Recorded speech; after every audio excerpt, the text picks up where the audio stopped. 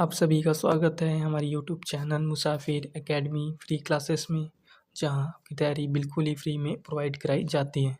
हम कवर कर रहे हैं छत्तीसगढ़ शिक्षक एवं सहायक शिक्षक भर्ती 2026, जिसमें आज का सब्जेक्ट होने वाला है हमारा CDP अर्थात चाइल्ड डेवलपमेंट एंड पेडागोजी, बाल विकास एवं शिक्षा शास्त्र का। ये हमारा प्रैक्टिस क्लास नंबर 6 है, जिसमें हम मोस्ट इम्पॉर्टेंट प्रश्नों को कवर करेंगे। तो क्लास को शुरू करते हैं बिना किसी देरी के। आज का हमारा पहला क्वेश्चन है कि यूरी ब्रेनर के पारिस्थितिक तंत्र सिद्धांत के अनुसार बच्चे का परिवार, स्कूल, पास पड़ोस किस तंत्र के अंतर्गत आते हैं। तो बताइए कि यूरी के जो सिद्धांत हैं, इसमें पारिस्थितिक तंत्र का सिद्धांत कि बच्चों का परिवार हो गया, स्कूल हो गया, आस पड़ोस किस तंत्र में आते हैं। बृहद तंत्र में, मध्य तंत्र में, बाह्य तंत्र में या सूक्ष्म तंत्र में। तो जो बच्चे का परिवार है, स्कूल, आस पड़ोस से किस में आते हैं, तो सूक्ष्म तंत्र में आते हैं। सूक्ष्म तंत्र मतलब सबसे पास का वातावरण। सूक्ष्म मतलब सबसे पास का वातावरण, जैसे उसका परिवार हो गया, स्कूल, आस पड़ोस से सब क्या है, बच्चे के सबसे पास का वातावरण जिससे वो सीखता है। तो किस में आएंगे, सब सूक्ष्म तंत्र में आएंगे। तो राइट आंसर होगा ऑप्शन डी।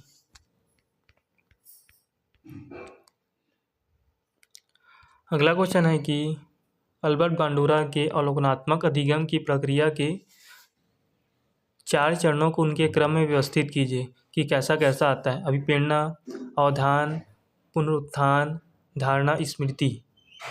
तो बताइए कि बांडुरा के अवलोकनात्मक अधिगम की प्रक्रिया के 4 चरणों में उनका सही क्रम क्या होगा। अभिप्रेरणा पहले आएगा कि अवधान पहले आएगा, पुनरुत्थान पहले आएगा कि धारणा पहले आएगा। तो देखो, इसमें सबसे पहला क्या आता है, अवधान आता है, ध्यान। हम किसी चीज़ को देखते हैं, किसी चीज़ में ध्यान लगाते हैं, तो ये पहला आएगा। मतलब पहले क्या आएगा, ये 2 नंबर, ऐसे लिखता हूँ, 2 नंबर पहले आएगा। उसके बाद क्या आएगा, तो उसके बाद आएगा पुनरुत्पादन, तो उसमें कार्य करना। फिर क्या आएगा, धारण, स्मृति, नहीं ये सेकेंड, उसके बाद आएगा। पहले स्मृति पहले आएगा, धारण या स्मृति। उसके बाद क्या आएगा, तो पुनरुत्पादन आएगा, मतलब तीसरा। फिर लास्ट में क्या आएगा, अभिप्रेरणा आएगा। तो इस तरह से रहेगा। पहले क्या आएगा, तो सबसे पहले अवधान, ध्यान लगाएंगे, फिर स्मृति दिमाग में आएगा, फिर उसके बाद पुनरुत्पादन कार्य करेंगे, फिर कार्य को लगातार करने के लिए अभिप्रेरणा की जरूरत होगी। ठीक, तो राइट आंसर होगा 2, 4, 3 ए, मतलब ऑप्शन 1। देखो, इसका सही क्रम के लिए व्याख्या भी है कि बांडुरा के अनुसार हम किसी चीज़ को देखते हैं और जिसका सही क्रम है, पहले हम मॉडल पर ध्यान देते हैं। देखने के सबसे पहले क्या आएंगे, ध्यान देंगे। तो सबसे पहले क्या आएगा, ध्यान देंगे, मतलब ध्यान आएगा, अवधान या ध्यान। फिर याद रखते हैं, तो याद रखते हैं तो क्या आएगा, स्मृति। स्मृति में याद रखते हैं, धारण करते हैं। उसके बाद व्यवहार को स्वयं दोहराते हैं, उसके बाद कार्य करते हैं, दोहराते हैं। ठीक, तो यहाँ पर दोहराने क्या लिखा गया था, पुनरुत्पादन, मतलब उस कार्य को दोहराते हैं। उसके बाद अंत में उस जारी रखने के लिए प्रेरणा होती है। ठीक, मतलब प्रेरणा होती है, मतलब हमें जब मोटिवेशन नहीं रहेगा, प्रेरणा नहीं रहेगा, तो क्या करते थे, हम उस चीज़ को छोड़ देते हैं। तो उस चीज़ को लगातार रखने के लिए प्रेरणा चाहिए। ठीक, जैसे इसका समझ सकते हैं, हम किसी चीज़ को क्या करते हैं, पहले देखते हैं। तो जैसे कि आप टीचर भर्ती में गए, तो सबसे पहले देखिए कि इस क्षेत्र में क्या क्या होने वाला है। ठीक, फिर उसको याद रखते हैं, स्मृति। फिर उसको मतलब अवलोकन करते हैं, सबको याद रखते हैं। फिर व्यवहार में दोहराते हैं, मतलब आप उस क्षेत्र में जाते हो। ठीक, DED करते हो। फिर आपको अगर अभी प्रेरणा नहीं मिल पाती, तो आप उस क्षेत्र में अधिक समय तक नहीं बने रहती हो, मतलब दूसरे जॉब की तलाश में कर देते हो या तैयारी छोड़ देते हो ये। लेकिन जब आपके मोटिवेशन रहेगा, तो उस कार्य को लगातार करते रहते हो। अंतिम में आ गया प्रेरणा, मोटिवेशन। ठीक, तो सबसे पहले क्या आ गया, ध्यान देना आ गया उसमें। उसके बाद क्या आ गया, उसमें याद करना, स्मृति। फिर पुनरुत्पादन, उसको दोहराना, फिर अंतिम में अभिप्रेरणा। राइट आंसर क्या हो गया था हमारा, ऑप्शन ए। अगला क्वेश्चन है कि राष्ट्रीय पाठचर्या की रूपरेखा एनसीएफ 2005 के अनुसार अधिगम अपने स्वभाव में कैसा है। बताइए कि अधिगम अपने स्वभाव में कैसा है। निष्क्रिय और सरल है, सक्रिय और सामाजिक है, अर्थ निर्माण की प्रक्रिया है। तो आपको बताना है कि राष्ट्रीय पाठचर्या की रूपरेखा एनसीएफ 2005 के अनुसार अधिगम अपने स्वभाव में कैसा है। निष्क्रिय और सरल है, सक्रिय और सामाजिक है, अर्थ निर्माण की प्रक्रिया है। तो देखो, निष्क्रिय और सरल तो नहीं है, सक्रिय है और सामाजिक है, अर्थ निर्माण की प्रक्रिया है। अधिगम, अधिगम मतलब सीखना। तो सीखना क्या निष्क्रिय और सरल है? नहीं, ये सक्रिय और सामाजिक है और अर्थ निर्माण की प्रक्रिया है। तो दूसरा सही और तीसरा सही है। राइट आंसर है हमारा ऑप्शन बी, दूसरा तीसरा सही है हमारा। निष्क्रिय कभी नहीं होता, सक्रिय होता है। अगला क्वेश्चन है कि वह भाषाई अक्षमता जिसमें बच्चे को दूसरों की बात समझने और अपने विचारों को मौखिक रूप से व्यक्त करने में गंभीर कठिनाई होती है, मतलब भाषा और संप्रेषण की उसको दिक्कत होती है बोलने में और समझने में। तो क्या है? डिस्लेक्सिया है, डिस्प्रैक्सिया है, डिस्फेजिया या अफेजिया है, या डिस्कैल्कुलिया है? तो अगर भाषा संप्रेषण की बात करें तो क्या होता है? डिस्फेजिया या अफेजिया, दोनों लिखा रहता है। डिस्फेजिया लिखा रहेगा या अफेजिया लिखा रहेगा? तो राइट आंसर होगा ऑप्शन सी। डिस्लेक्सिया तो पठन हो गया, डिस्कैल्कुलिया कैलकुलेशन से हो गया, और डिस्फेजिया या अफेजिया ये क्या हो गया? भाषाई अक्षमता हो गया, जिसमें बच्चा दूसरों की भाषाओं को मतलब बातों को समझ नहीं पाता और अपनी बातों को ठीक से व्यक्त नहीं कर पाता। राइट आंसर ऑप्शन सी।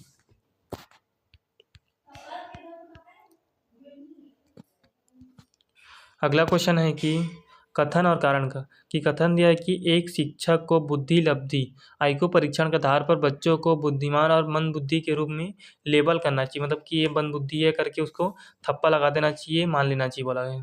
कारण है कि बच्चों को लेबल करने से शिक्षक को उनके लिए व्यक्तिगत शिक्षा योजना बनाने में बहुत आसानी होती है। मतलब एक लेबल कर लेंगे कि कम बुद्धिशाली है या अधिक बुद्धिशाली है, तो उसमें योजना बनाने में बहुत आसान हो जाएगा बोला है। तो कथन सही कि कारण सही कि दोनों सही कि दोनों गलत है? देखो एक एक करके बात करते हैं। कथन बोलता है कि एक शिक्षक को बुद्धि लब्धि आईक्यू परीक्षण के आधार पर छात्रों को बुद्धिमान और मंद बुद्धि के रूप में लेबल करना चाहिए। सही है क्या? ये बिल्कुल गलत है। हमें किसी भी को लेबल नहीं करना चाहिए, थप्पा नहीं लगाना चाहिए कि ये बहुत बुद्धिमान है, ये मंद बुद्धि है। इससे क्या हो जाता है? उनमें निराशा का भाव आ जाता है, हीन भावना पैदा हो जाती है। तो ये तो हो गया गलत। कारण है कि बच्चों को लेबल करने से शिक्षक को उनके लिए व्यक्तिगत शिक्षा योजना बनाने में बहुत आसानी होगी। नहीं, ऐसा नहीं होता। आपको मंद बुद्धि ऐसा करके लेबल करने हैं जिससे कोई आपको मतलब आसानी नहीं होगी या कोई फ़ायदा नहीं होगा। ठीक है, आप व्यक्तिगत भिन्नता को ध्यान मत दीजिए कि सब में व्यक्तिगत भिन्नता होती है, सब कोई धीरे सीखेगा, कोई तेज़ सीखेगा। इसके हिसाब से आप क्या बनाओ, उसके लिए योजना बनाओ। ठीक ना, कि लेबल कर दो कि मंदबुद्धि है, बुद्धिशाली, ऐसा आपको नहीं करना है। तो ए भी सही है, आर सही, मतलब दोनों गलत है, मतलब दोनों गलत है। ए गलत है, आर गलत है। तो राइट आंसर होगा ऑप्शन डी। ठीक, कथन भी गलत था और कारण भी गलत था।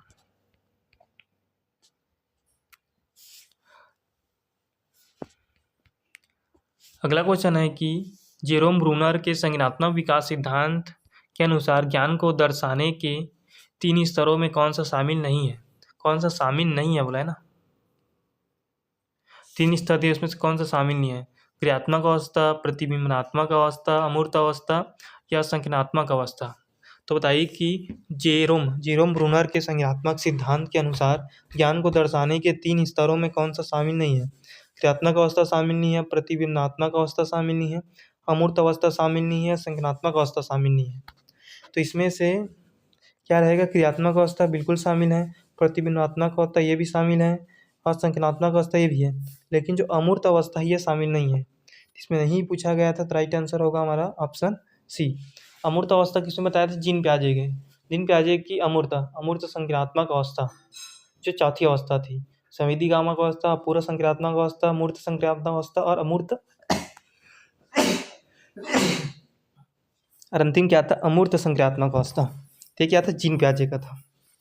लेकिन पूछा किसका है? जेरोम ब्रूनर का पूछा है। तो इन्होंने क्रियात्मक अवस्था बताया था, प्रतिबिंबात्मक अवस्था बताया था, संज्ञानात्मक अवस्था बताया था, लेकिन अमूर्त अवस्था नहीं बताया था।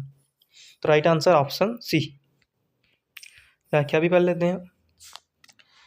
ब्रूनर के सीखने के 3 स्तर बताएं। जैसे करके सीखना मतलब क्रियात्मक अवस्था हम क्या करते हैं? करके सीखते हैं। चित्रों या प्रतिबिंबों से सीखना, इसको प्रतिबिंबात्मक अवस्था कहते हैं। इसमें हम क्या करते हैं? चित्रों के द्वारा, प्रतिबिंबों के द्वारा सीखते हैं।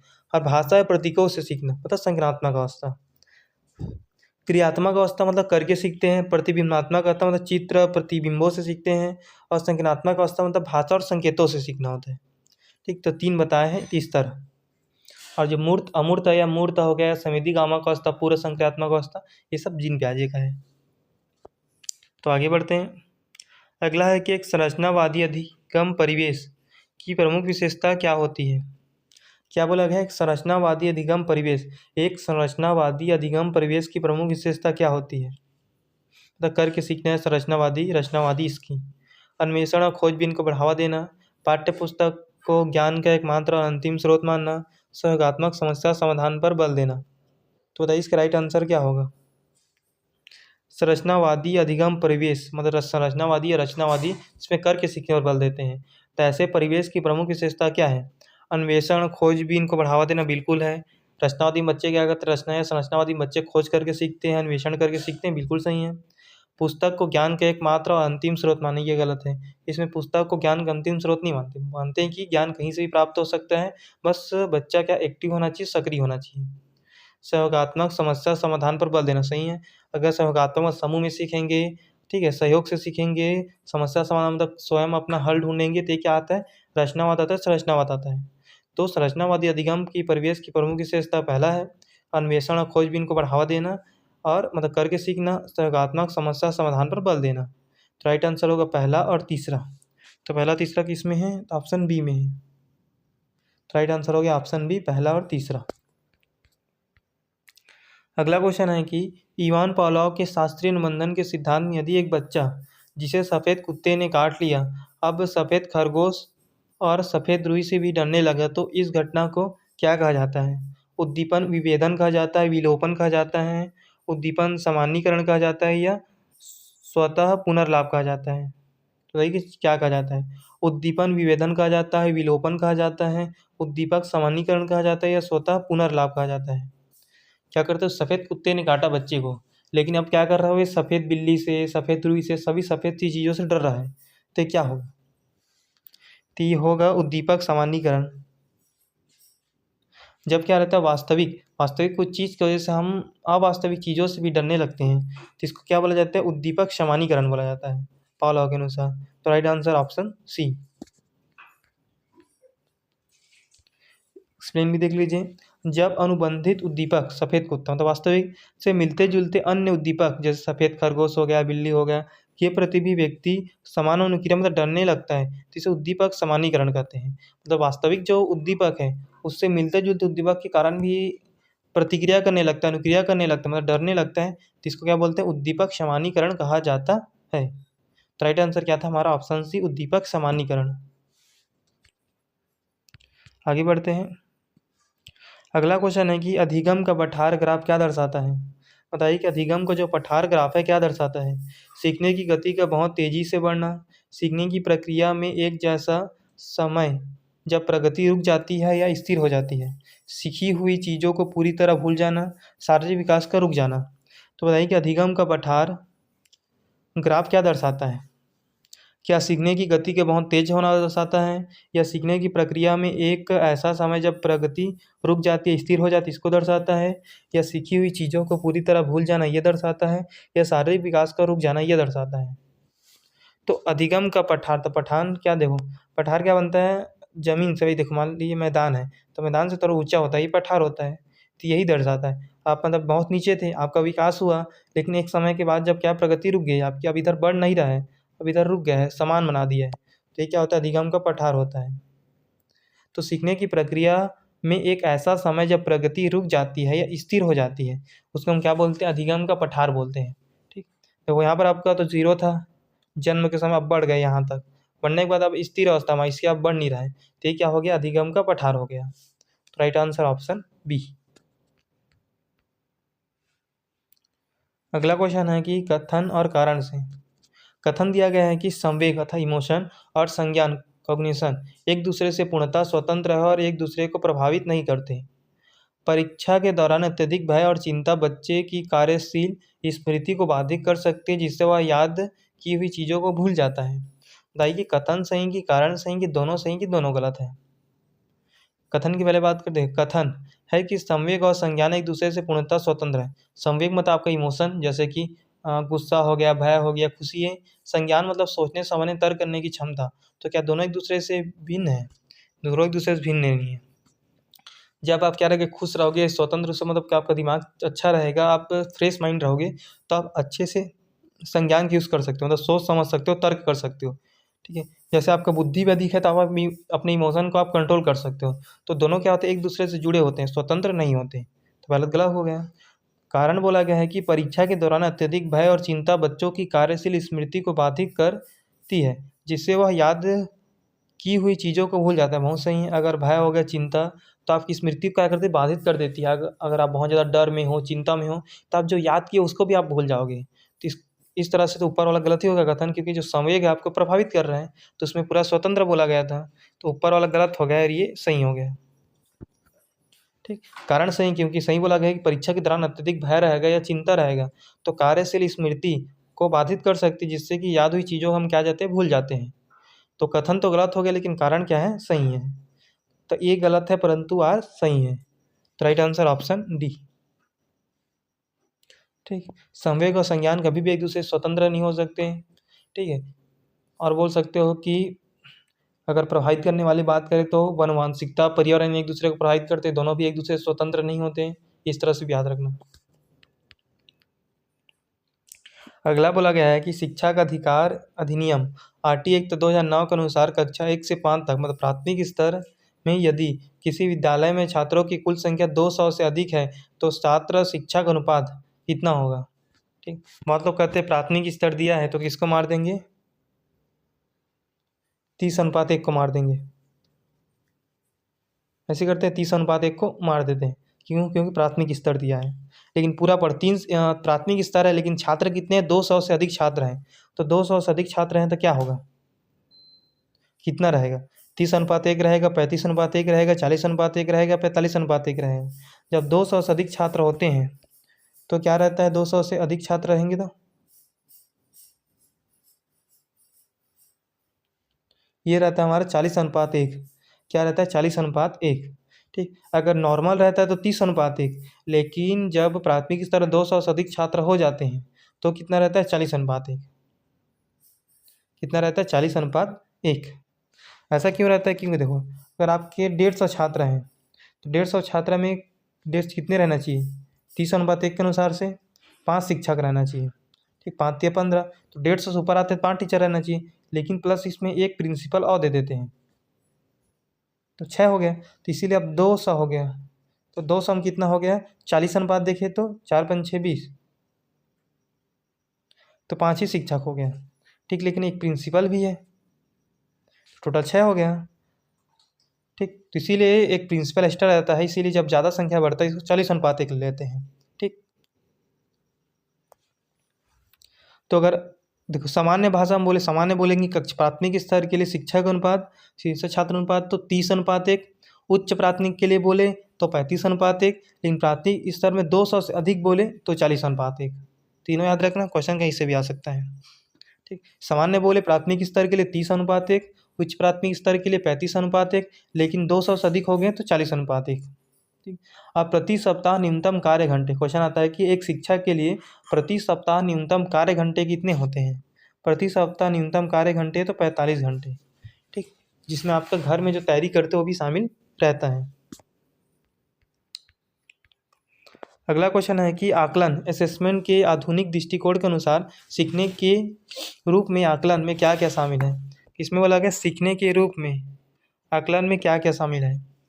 बच्चे द्वारा स्वयं का स्व मूल्यांकन करना, बच्चे द्वारा एक दूसरे का सहपाठी मूल्यांकन करना, केवल शिक्षा द्वारा लिए गए योगात्मक मूल्यांकन। तो बताइए कि आकलन के आधुनिक दृष्टिकोण के अनुसार सीखने के रूप में आकलन में क्या क्या शामिल है। सीखने के रूप में आता है सीखते सीखते आकलन करना, मतलब स्वयं का आकलन करना। तो बच्चा जब स्वयं का आकलन करता है ये सीखने के रूप में आकलन हो गया। एक दूसरे का आकलन करता है सहपाठी, मतलब बच्चे ही तो कर रहे हैं आपस में, ये भी आएगा। लेकिन शिक्षक द्वारा केवल योगात्मक ये नहीं आएगा। सीखने के रूप में आकलन मतलब बच्चे स्वयं का आकलन कर रहे हैं या एक दूसरे का आकलन कर रहे हैं, तो ये क्या इसमें आता है, सीखने के रूप में आकलन में आता है। ठीक। तो राइट आंसर हो गया पहला सही है और दूसरा सही है। तो पहला दूसरा किसमें है, ऑप्शन ए में है। तो राइट आंसर रहेगा ऑप्शन ए।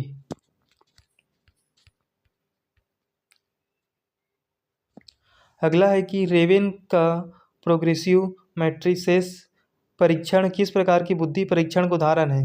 बताइए कि रेवेन का जो क्या है प्रोग्रेसिव परीक्षण है, किस प्रकार की बुद्धि परीक्षण का उदाहरण है। शाब्दिक व्यक्तिगत परीक्षण, संस्कृति मुक्त बुद्धि परीक्षण, व्यक्तिगत परीक्षण, भाषा आधारित उपलब्धि परीक्षण। वही कि जो रेवेन का परीक्षण है तो वो किस प्रकार के बुद्धि परीक्षण का उदाहरण है? तो ये हमारा सांस्कृतिक मुक्त बुद्धि परीक्षण है। रेवेन का कैसा है? तो सांस्कृतिक मुक्त बुद्धि परीक्षण है। तो राइट आंसर रहेगा ऑप्शन बी। व्याख्या इसका है कि रेवेन का परीक्षण एक अशाब्दिक परीक्षण है जिसमें आकृतियों और पैटर्नों का उपयोग किया जाता है, इसलिए यह भाषा और संस्कृति की सीमाओं से क्या मुक्त होता है? भाषा और किसकी? संस्कृति की सीमाओं से मुक्त होता है, इसीलिए हम क्या बोल सकते हैं? इसे संस्कृति मुक्त बुद्धि परीक्षण बोल सकते हैं। रेवेन का जो परीक्षण है ऐसा है अशाब्दिक परीक्षण है जिसमें आकृति और पैटर्नों का उपयोग किया जाता है, इसलिए क्या होता है? भाषा और संस्कृति की सीमाओं से मुक्त है। इसको हम क्या बोल सकते हैं? तो संस्कृति मुक्त बुद्धि परीक्षण बोल सकते हैं। तो राइट आंसर क्या किए थे हमने? Option B.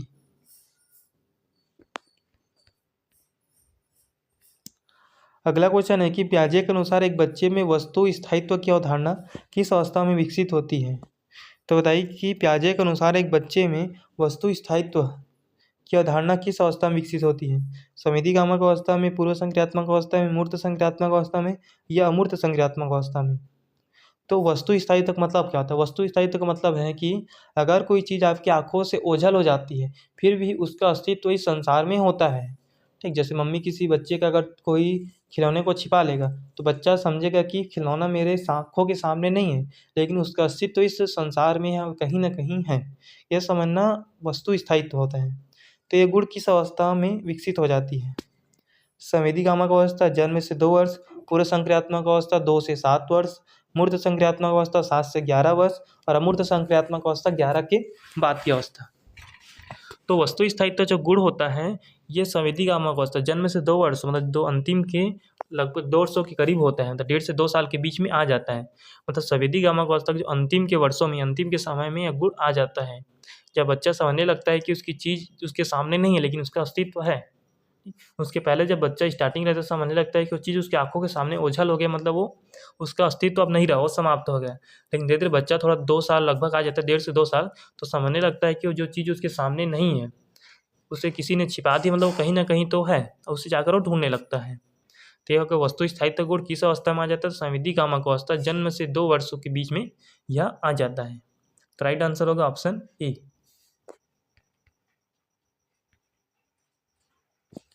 अगला क्वेश्चन है कि विज्ञान और शिक्षा शास्त्र के उपयोग किए जाने वाले संरचनावाद के 5E मॉडल के चरणों का सही क्रम बताइए। व्याख्यान, मूल्यांकन, संलग्न, विस्तार करना, अन्वेषण करना। तो इसका राइट आंसर क्या होगा? देखो सबसे पहले क्या आता है? तो सबसे पहले आता है इसमें संलग्न होना। सबसे पहले उस कार्य में आप संलग्न होगे, फिर क्या करोगे? अन्वेषण करोगे, जांच करोगे, फिर क्या करोगे? व्याख्या एक्सप्लेन करोगे, फिर क्या करोगे? उसका विस्तार करोगे और फिर क्या करोगे? अंतिम में उसका मूल्यांकन करोगे। ठीक, तो 35, 14, 2 क्या है? 35, 14, 2 राइट आंसर होगा ऑप्शन ए। पहले हम क्या करते हैं? संलग्न होते हैं उस कार्य में, फिर 5 उसका अन्वेषण करते, खोज करते हैं, फिर क्या करते हैं? उसकी व्याख्या करते हैं, फिर विस्तार करते हैं, फिर अंतिम में मूल्यांकन करते हैं। ठीक, तो राइट आंसर हो गया ऑप्शन ए। देखो सबसे पहले हम क्या, रुचि जागृत करना होता है, उस चीज़ में संलग्न होना होता है, फिर इसको खोजना होता है। ठीक है, अन्वेषण करना होता है, खोजना होता है, फिर उसकी व्याख्या करना होता है, उसके बाद कहते हैं विस्तार से उसको लागू करना होता है। क्या करना पड़ता है? विस्तार से उसे लागू करना पड़ता है, फिर अंतिम में मूल्यांकन करना पड़ता है। ठीक, तो राइट आंसर क्या हो गया था? Option A. सबसे पहले रुचि जागृत करेंगे, मतलब क्या करेंगे? उस चीज़ में संलग्न होंगे। 3 पहले क्या किए? 3 फिर चीज़ को खोजे, 5 फिर व्याख्या किए, 1 फिर उसके बाद क्या? विस्तार करना, मतलब उस विस्तार से लागू करना, तो 4 हो गया। फिर अंतिम में क्या किए? अंतिम में क्या बच गया हमारा? मूल्यांकन किए, तो 2। तो 3, 5, 1, 4, 2। तो राइट आंसर क्या निकला था हमारा? Option A. ठीक, पहले उसको रुचि जगाएंगे या संलग्न होंगे उसमें, फिर उसको खोजेंगे, फिर उसकी व्याख्या करेंगे, फिर विस्तार से उसको लागू करेंगे, फिर उसका अंतिम में मूल्यांकन करेंगे। तो राइट आंसर हो गया था हमारा ऑप्शन ए। अगला क्वेश्चन है कि लॉरेंस कोहलबर्ग के नैतिक विकास के सिद्धांत की आलोचना के संबंध में निम्नलिखित में से कौन से तर्क प्रमुख है? कैरोल गिलिगन कैरोल गिलिगन के अनुसार यह सिद्धांत पुरुषों के न्याय के दृष्टिकोण पर आधारित है और महिलाओं की देखभाल के दृष्टिकोण की उपेक्षा करते हैं। ठीक है, उनका शिष्य थी, वो बोलती है कि जो कैरोल गिलिगन है उनकी शिष्या थी, यह सिद्धांत पुरुषों के मतलब ये पुरुषों के दृष्टिकोण को दिखाया गया, बोला कि पुरुषों कैसे सोचते हैं, इसके महिलाओं के दृष्टिकोण को नहीं बताया गया है, क्योंकि महिलाओं का दृष्टिकोण ज़्यादा दयालु रहता है, ज़्यादा वो इसलिए बोला कि महिलाओं के दृष्टिकोण को उसमें ध्यान नहीं दिया गया है, सिर्फ पुरुषों के दृष्टिकोण को ध्यान दिया गया, उन पर ही प्रयोग किया गया है। इसकी आलोचना करते हैं, क्या ऐसा ही है? कोहलबर्ग का सिद्धांत सभी संस्कृतियों को समान रूप से लागू नहीं करता। तो अलग अलग संस्कृति हो गया, जैसे कि कई संस्कृति रहते हैं जिसमें चोरी को बुरी माने जाता है, ठीक है, कई होते हैं जिसमें अलग अलग रहता है, संस्कृति के अनुसार अलग अलग उन पे संस्कार मिलता है, उसके अनुसार भी अलग अलग होता है। कोहलबर्ग का मानना था कि बच्चे नैतिक रूप से जन्म से ही परिपक्व होते हैं। तो इनमें से कौन सी उसकी आलोचना है?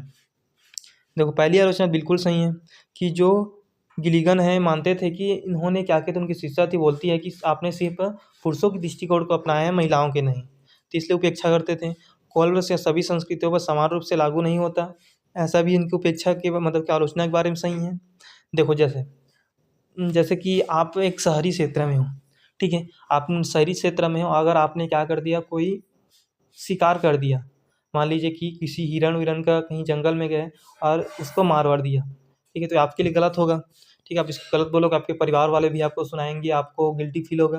लेकिन वहीं एक मतलब जंगल में रहने वाले आदिवासी परिवार है, मतलब जंगल में रहने वाले, वो लोग क्या करते हैं, बहुत ज़्यादा पिछड़े वर्ग, मतलब कि वो लोग क्या करते हैं, शिकार पे जीवन यापन करते हैं, जैसे अमेज़न के जंगल में रहते हैं, तो उन लोगों ने हिरन को मारा, उसका शिकार किया, उसको खाया, इसमें उन लोगों के लिए कोई बड़ी बात नहीं है, क्योंकि उनकी संस्कृति वही है कि वो लोग शिकार से अपना जीवन यापन करते हैं। तो ऐसे देखें तो उनके लिए शिकार करना अच्छी बात है, लेकिन आप जब शहरी इलाकों में या जहाँ शिकार विकार नहीं करते, उनके लिए आपके लिए गलत हो गया।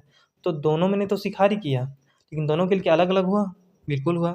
इसे बोला कि संस्कृतियों को समान रूप से लागू नहीं किया, अलग अलग संस्कृति में अलग अलग होता है, इसको बाद ऐसा बोला गया है। ये भी बिल्कुल सही है कि कोहलबर्ग ने मतलब संस्कृति के समान रूप में लागू नहीं होता, अलग अलग संस्कृति की सोच अलग अलग होती ऐसी। कोहलबर्ग का मानना था कि बच्चे नैतिक रूप से जन्म से ही परिपक्व होती है, ये गलत है। कोहलबर्ग भी मानते थे कि जो नैतिक परिपक्वता है, जो नैतिक है, नैतिक विचार है, नैतिक सोच है, ये जन्म से नहीं आते, इसे हमें समाज द्वारा अर्जित करना पड़ता है। जैसे आपको संस्कार मिलेंगे, जैसे आप समाज में रहोगे, उसी के अनुसार आपके नैतिक जो विकास होते जाएगा, मतलब कि एज के अनुसार होते जाएगा, जैसे जैसे उम्र आपका बढ़ते जाएगा, आपका नैतिक विकास होते जाएगा, जन्म से ही परिपक्व होते हैं, ऐसा नहीं मानते थे। तो पहला और दूसरा उसकी आलोचना बिल्कुल सही, लेकिन तीसरा गलत है, क्योंकि कोहलबर्ग ऐसा मानते ही नहीं थे कि जन्म से आ जाता है, मानते ही थे कि उम्र के साथ और धीरे धीरे रहते रहते क्या होता है, बच्चे में जो नैतिक रूप आता है, नैतिक विकास होता है। तो पहला सही और दूसरा सही है, तो राइट आंसर हो गया ऑप्शन सी। अगला बोला गया है कि लेव एगोस्की सिद्धांत में मचान पाड़ मतलब स्केप फोल्डिंग की अवधारणा का मुख्य अर्थ क्या है? बताइए कि लेव एगोस्की सिद्धांत में जो स्केप फोल्डिंग है, मचान है, पाड़ है, ढांचा है, इसका मतलब क्या होता है, मुख्य अर्थ क्या है? बच्चे को कोई भी मदद ना देना ताकि वह खुद गलती करके सीखे, ये इसका अर्थ होता है। सीखने की प्रक्रिया के दौरान बच्चे को दी जाने वाली आवश्यकतानुसार अस्थायी मदद, जिसे बच्चा स्वतंत्र होने पर हटा लिया जाता है। बच्चे को प्रश्न का सीधा और पूरा उत्तर बता देना। बच्चों के व्यवहार को अनुबंधित करना।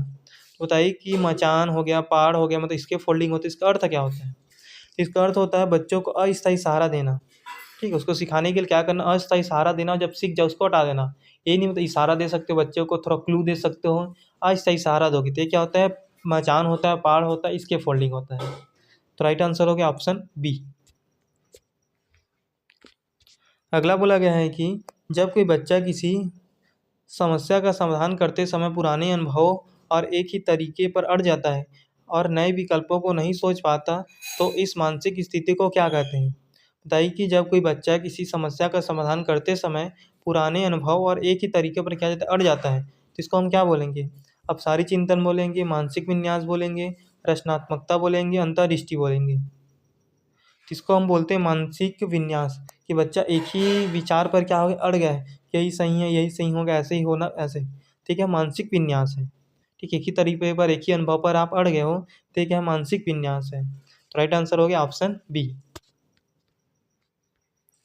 अगला कथन और कारण क्वेश्चन है कि कथन दिया है कि समावेशी शिक्षा का अर्थ है कि स्कूल और शिक्षा प्रणाली को बच्चों की विशिष्ट विशिष्ट आवश्यकता के अनुरूप खुद को बदलना चाहिए, ना कि बच्चे को स्कूल के अनुसार, मतलब स्कूल को बदलना चाहिए बच्चे के अनुसार, न कि बच्चे को स्कूल के अनुसार बोला गया है। ये समावेशी शिक्षा में यही अर्थ है उसका है। प्रत्येक बच्चे चाहे वह सामान्य हो या विकलांग हो का यह मौलिक अधिकार है कि उसे अपने पड़ोस के नियमित स्कूल में समान रूप से शिक्षा प्राप्त हो। तो कि कथन सही कि कारण सही कि दोनों गलत हैं। देखो समावेशी, पहला कथन दिया कि समावेशी शिक्षा का अर्थ है स्कूल और शिक्षा प्रणाली को बच्चे के अनुसार, तो बच्चे के अनुसार आपको बदलना है ना कि बच्चे को बदलना है, बिल्कुल सही है। ठीक है, जैसा बच्चा है उसी के अनुसार आपको क्या देनी है, शिक्षा देनी है। ठीक है, और बोला कि प्रत्येक बच्चे चाहे वो कैसा भी बच्चे, उसका मौलिक अधिकार है पास स्कूल में जा सकता है, चाहे विकलांग बच्चा हो या दृष्टिबाधित कोई बच्चा हो। जब आप कोई भी स्कूल में जाता है तो आप उसे मना नहीं कर सकते। समावेशी शिक्षा अंदर सभी को आपको पढ़ाना है। तो कथन भी सही, कारण भी सही और सही व्याख्या भी करता है। तो राइट आंसर हो गया हमारा ऑप्शन ए, कथन कारण भी सही है और इसकी व्याख्या भी सही। ठीक, अगला क्वेश्चन आ गया हमारा आईक्यू से। यदि किसी बच्चे की वास्तविक आयु 10 वर्ष है और उसकी मानसिक आयु 12 वर्ष है तो टर्मन के सूत्र के अनुसार उसकी बुद्धि लब्धि कितनी होगी। देखो बुद्धि लब्धि के बारे में सबसे पहले बीने ने बताया था, लेकिन जो सूत्र था ये टर्मन ने इसका आधुनिक विस्तार दिया था। ठीक, तो इसके उसमें क्या बोला गया है कि उसकी वास्तविक आयु 10 वर्ष है लेकिन मानसिक आयु 12 वर्ष है, तो टर्मन के सूत्र के अनुसार उसकी बुद्धि लब्धि क्या होगी। तो आईक्यू का सूत्र क्या होता है, आईक्यू बराबर होता है मानसिक आयु, मानसिक आयु मतलब एम ए बराबर क्या रहता है, वास्तविक आयु। मानसिक आयु बराबर वास्तविक आयु इंटू में रहेगा यहाँ पर 100। तो मानसिक आयु कितनी है, तो मानसिक आयु उसका है 12 वर्ष, वास्तविक आयु कितनी है 10 वर्ष।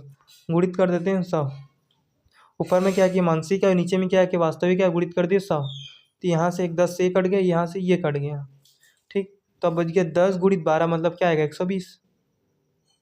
तो उसकी बुद्धि लब्धि कितनी है तो 120 है। ठीक, सूत्र भी याद रखना, सूत्र से एग्जाम्पल आ जाता है मानसिक आयु बराबर वास्तविक आयु गुणित 100। तो मानसिक आयु कितना था 12, वास्तविक आयु कितना था 10 और गुणित कर दिए 100।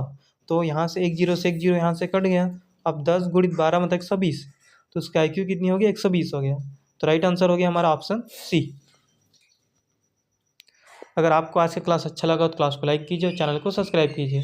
साथ ही साथ बाकी जो क्लास को देखने की